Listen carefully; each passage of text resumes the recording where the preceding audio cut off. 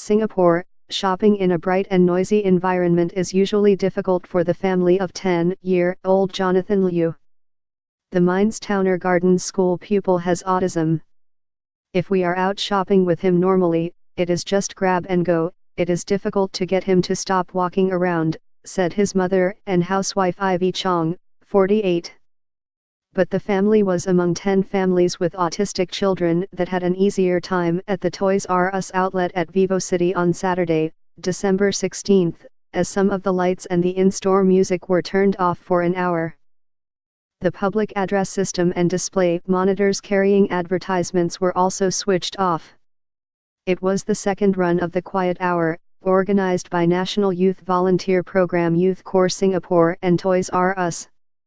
Ms. Tang Wei-yi, 28, a manager at Youth Corps Singapore who organized the project, said the initiative will now be held on a regular basis, after good feedback from participating families from the first run in April.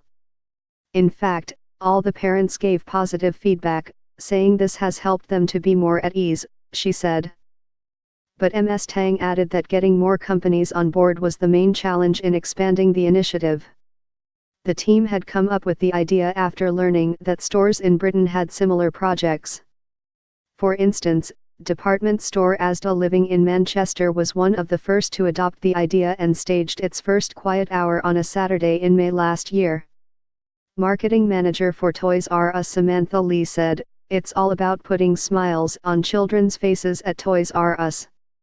We are merely doing a small part to provide a conducive environment for them to have fun."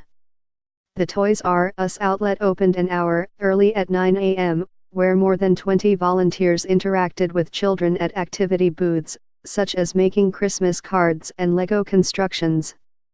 They were also on hand to brief the public on how to interact with those with autism, in a bid to improve public understanding of the condition, which is estimated to affect about 1% of the population.